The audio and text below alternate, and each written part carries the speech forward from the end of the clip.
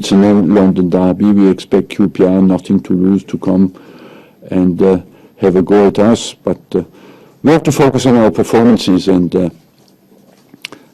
especially make sure that over Christmas we take advantage of a schedule we have and put the performances in. We have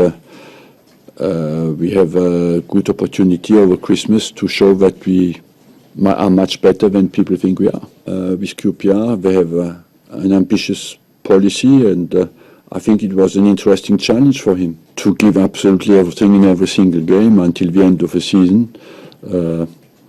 I believe that with the injuries coming back, we'll have a very much stronger squad than we had in the last 2 months, and I think 2015 can be very exciting. Do we manage to get our injured players back and have a good run?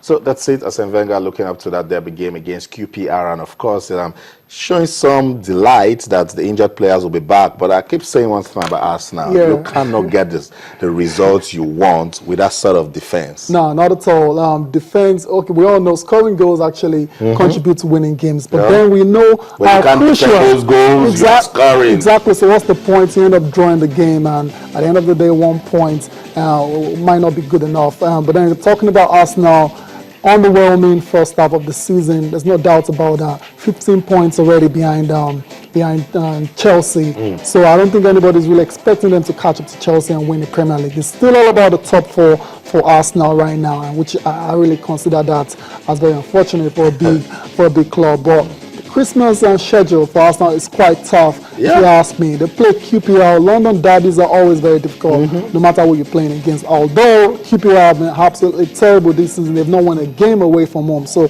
you expect Arsenal to get all 3 points in that one. But then they travel to West Ham. Big Sam. Difficult at Upton Park. And what I'm just saying is actually the reverse fixture for Chelsea, because Chelsea plays West Ham and then plays Southampton. Amazing. And then Arsenal does same. But when you look at this sort of games, Arsenal going away, the character needs to come in to win such games as West Ham and Southampton. West Ham this season have been incredible. We've seen them the way they turn over Manchester City already, and I won't be surprised them. So I don't think Wenger will be going into that game underestimating the powers of West Ham. So it will be a very tough one for Arsenal. And they now go away to play against Southampton as well.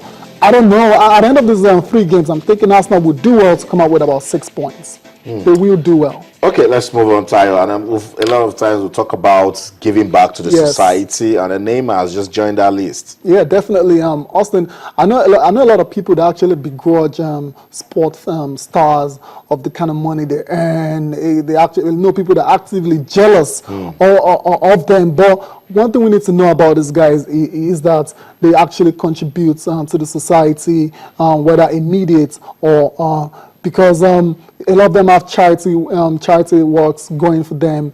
This is a good example of Neymar right now opening a youth center in Brazil. It's a very good one, very laudable initiative by Neymar, and it's not the only one. There's several other players and sports and athletes that actually do that as well. So we have the Federer just played a couple of games with Stan Wawrinka for the match for Africa. I thought that was a very good one. It raised a lot of money. We have the Zidane and Friends match for poverty. So there are several examples out there like that we can point out when it comes to all these athletes and stars giving back to the society. So I don't think we should begrudge them of the success in terms of the money they earn. I know they earn a lot of money, but then I'm sure you and I would be very happy. We had a family. We have Neymar as a family or as a brother. I know that.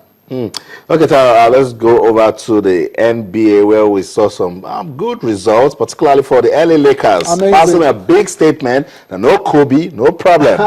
Austin, we have this cliche in football that it's football, anything can happen. Apparently in basketball, anything can happen as well. To massive result for the LA Lakers yesterday against the Golden State Warriors. The Golden State Warriors are the best team in the NBA right now. And for them to actually beat them yesterday, 115-105 for the Lakers without Kobe Bryant I think that's a massive statement for Los Angeles right there. Hopefully they can kick on from now, because they've had a terrible season thus far. 9 games they've won and lost. They won 9 and lost 19. It's not a good record at all. That's a losing record right there. So hopefully they can kick on from this particular result. Kobe Bryant yesterday, he's not injured. We have to make that clear to the viewers. He's not injured at all. He was rested.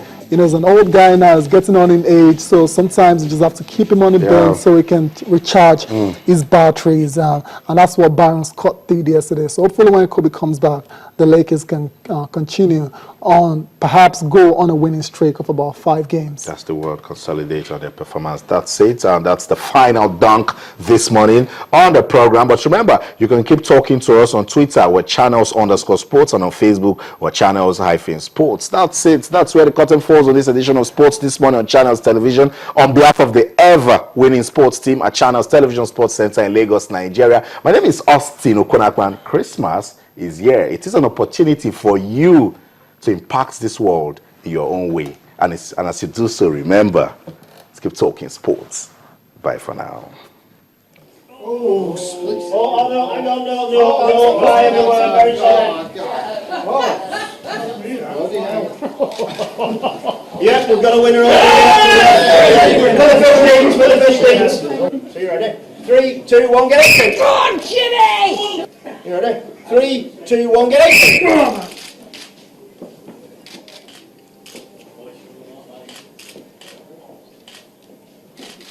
Come on, Barry. Come on, Matt. Come on, Barry. Come on, Barry. Mind your fingers, mate. Don't drop any, Matt. Mind your fingers, mate. Come on. Come on, Matt. Yes, fucking hell, lad. It's a jerk. It's a napkin, man. Still chew it last time we walked up. Come on, Barry. First one with an empty goal. Oh, Baz. You did not see that, do you, Barry? Come on, Barry. Come on, Barry. Get it down, you lad. We're very close on this. Come on, Barry. Come on, Barry. Yes.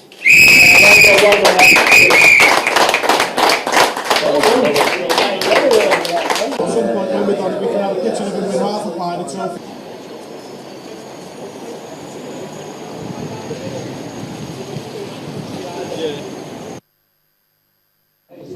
This one really, because it was a lot harder. The pie was a lot thicker, and it was a lot harder to chew and get down.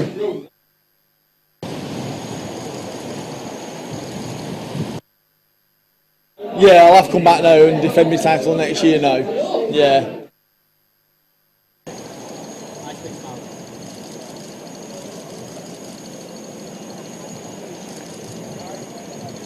Yeah, the World Painting Competition, it's a competition we've held here at Harry's Bar for 22 years now. I'm very proud of it because we're pie eaters in Wigan, and it's just about who can eat a meat potato pie as quickly as possible. Dead simple. Yeah, well, they basically call Wiganers pie eaters, and what they basically say is when the miners went on strike last century, the Wigan miners went back to work and they said, you're eating humble pie, so we've been classed as pie eaters. We're proud of being pie eaters. Yeah, over the years, people have tried everything in this competition, you know. We've had security on the door because they bring cough mixture in to try and lubricate the throat so they can get the pie down quicker. So we don't allow that. We don't allow water. We don't allow them breaking the pie open before they can choose the pie.